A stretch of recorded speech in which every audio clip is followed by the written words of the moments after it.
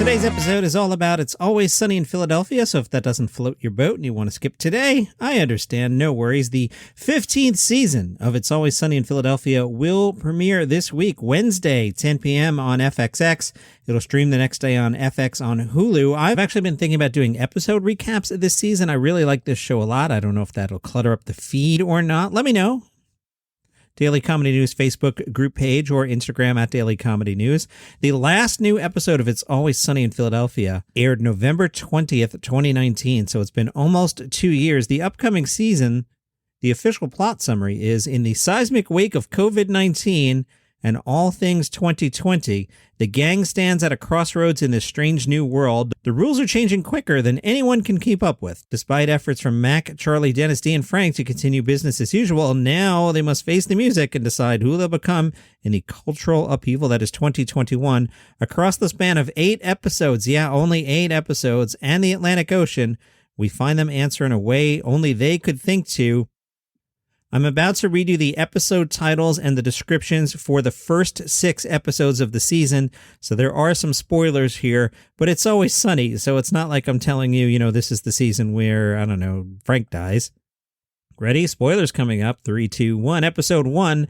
2020, a year in review. The gang looks back on 2020 to justify their numerous PPE loans as they contributed to the chaos of the past political year way more than anyone could have imagined. That sounds very good. Episode 2, some timely news. The gang makes Lethal Weapon 7 upon discovering that their self-made Lethal Weapon sequels have been pulled from the local library. The gang decides to address their political incorrectness by making another film, Lethal Weapon 7. In real life, Mel Gibson's making a Lethal Weapon 6, 5, I don't know, or up to. Episode 3, the gang buys a roller rink. In the past, an innocent Dennis learns the horrifying details of Frank's business. A truly sweet Dee is excited to head off for Hollywood, while Charlie and Mac's jobs at the roller rink are in jeopardy. Episode 4, I love this title, the gang replaces Dee with a monkey. When the gang suspects Dee is menopausal, they scramble to find a new employee for Patty's Pub. Dee decides to put her acting career on hold in order to mentor young actors. Episode 5, and this is what we've seen in the previews, the gang goes to Ireland. The gang's in Dublin, where Dennis ends up helping Frank with some of his business's dirty work. Mac and Charlie learn about their Irish heritage. Dee rushes to the set of an Irish soap opera, where she will play an obnoxious American MILF. Great premise. Episode 6, the gang's still in Ireland. Dennis and Dee explore their new accommodations in the countryside. Frank accompanies Charlie to find the truth about Charlie's Irish childhood pen pal. Mac has an identity crisis and decides to join the seminary. If you're into the show, there you have a podcast now. It is called The Always Sunny Podcast. I had trouble finding it because I keep starting my search with the word it's, don't. Start with The Always Sunny Podcast. It was actually number 1 on the charts. I'm recording this the day before Thanksgiving, and it was number 1 on the charts this morning. I recently started a rewatch of the series, and I'm paying close attention to one of my favorite topics. My son and I talk about this. At the beginning of the series, I say Dennis is the most normal, for lack of a better term. Obviously, all these characters have major issues, but at the beginning, Dennis is pretty normal. So is Charlie, actually. In season 1, Charlie gets shot in the head by Dennis, and then starting there, Charlie's a little not as sharp as he used to be. And I'm wondering if that's a deliberate choice with the shot in the head or a retcon coincidence. But my favorite topic is analyzing when Dennis reveals himself to be as damaged as he is. This from Consequence of Sound, the downward spiral of It's Always Sunny's Dennis Reynolds. It's been a long and hilarious journey for TV's most charming sociopath. Randall Colburn wrote this in 2017. Dennis Reynolds is a monster. Few likely expected that would be the case. In It's Always Sunny in Philadelphia's early episodes, Dennis exuded an everyman vibe thanks to performer Glenn Howerton's polished leading man look. I agree. However, he soon revealed himself to be an a-hole of the first degree, and his subsequent evolution from self-absorbed jerk to unstable psychopath has proven to be one of the show's most satisfying arcs. Consequence writes, sure, all of Sonny's characters are nuts. That's the appeal of the show, but Dennis is different. His psychosis isn't born of ignorance like Charlie, nor is it, like Mac, a result of his arrested development. By the way, in the later episodes, like season 14, 13, I think Mac is the quote-unquote most normal of them now that he's found himself and he doesn't have his issues. Love Mac. There's an intelligence to Dennis's madness, one that plots, prepares, and considers concepts such as self-preservation and implications. Truly, there's a demon inside Dennis, a shrieking thing that spreads its leathery wings, whether he's on the verge of realizing that maybe, just maybe, he's not that cool anymore. It was a gradual arc, the kind that can only be told over the course of 11 seasons. In the third episode of the first season, Dennis tries to evade the advances of a legal high schooler. In the sixth, he brags about the wonderful and very sexual hickeys he loves getting from young girls, legal ones to be clear, in a move that's as creepy as it is careful. He always checks their IDs. Still, there were shades of his burgeoning psychopathy early on, like when he and Dee exploited the drug-addicted and mentally ill to get on welfare, or the time that he taught preteens how to break a kid's foot in 3 places.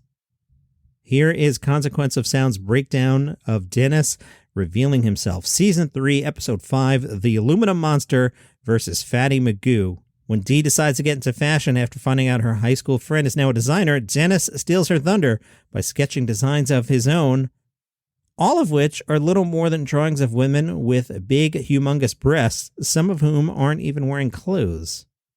Diagnosis. This is one of the show's deeper glimpses into Dennis's maniacal desire to maintain the illusion that he's still as popular as he was in high school.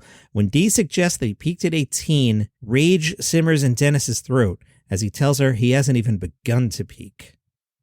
But this episode is perhaps most notable for its pronounced look at Dennis's perfect woman, who is essentially 75% breast. A lingering shot of Dennis shirtless putting on lipstick in the mirror, however, suggests that his perfect mate is himself. Season 4, Episode 4, Mac's banging the waitress.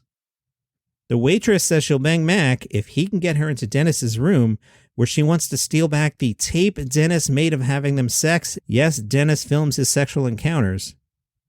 Diagnosis. The most revealing aspect of Dennis's filming isn't that he shows the videos to Mac and Charlie, nor is that he has his own star rating system for the girls. Rather, it's Dennis's point of focus. As Mac says, it's mostly that horrible angle that you see in porns, where it's all parts, male parts. Gross. Season 5, Episode 8, Patty's Pub, home of the original Kitten Mittens. When negotiating with the gang's long-suffering lawyer, Dennis offers to help him with his forthcoming divorce by tossing a frame bang your way. As Dennis explains it, I'm going to slip into your house one night when your wife is sleeping and ease into her real nice.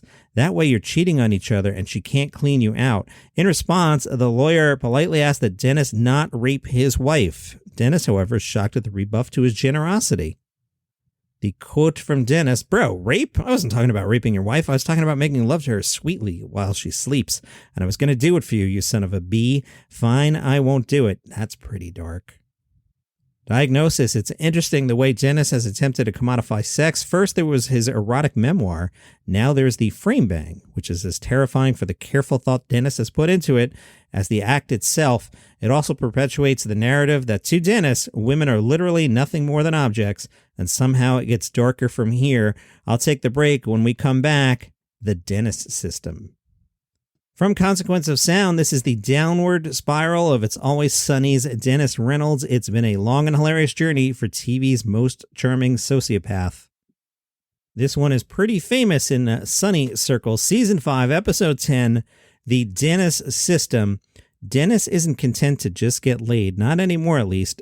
Dennis wants to make women fall in love with him, seemingly so he can leave them that much more broken in his wake. That's why he invented the Dennis system, a comprehensive approach to seduction that's defined as such: demonstrate value, engage physically, nurture dependence, neglect emotionally, inspire hope, and separate entirely. DENNIS. Demonstrate, engage, nurture, neglect, inspire, separate. Diagnosis.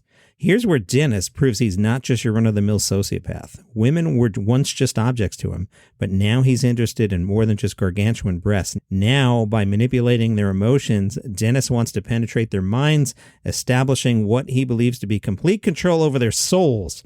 Nowhere is Dennis's malevolence more clear than when he explains his favorite way to make a woman dependent, a fictional angry neighbor who is threatening her. In this scenario, Dennis calls up his conquest, masks himself with a voice modifier, and screams, "I'm watching you, you bitch. You're gonna die tonight." Minutes later, he's on her doorstep to comfort her. The breeziness in which he lays out the tactic is offset by the psychosis of his call, which is horrifying in any context.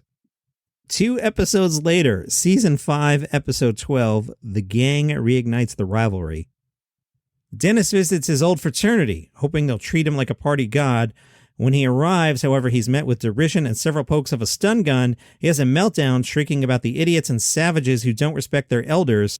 Dennis talks about his frat days. I'd take a banana and stick it up some guy's butt in front of his best friend. I'd be like, "Hey, banana ass, how you doing?" Or maybe I'd take the tip of my penis and stick it in a guy's mouth for like just a second. Ha ha ha.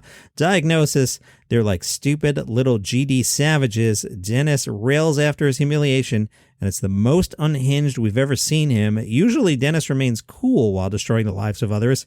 Here's where we see the cracks in his guise, the seeds of insecurity that for anyone else would inevitably sprout here and cause a person to re-examine their place in life. Not Dennis, though. He doubles down on his status as a legend and trailblazer, cackling with a twisted, sinister glee while recounting the hazing rituals he masterminded as a college student and condemning the idiots. Mac calls Dennis's freak-out weird rage. He's right, but he's also only scraping the surface.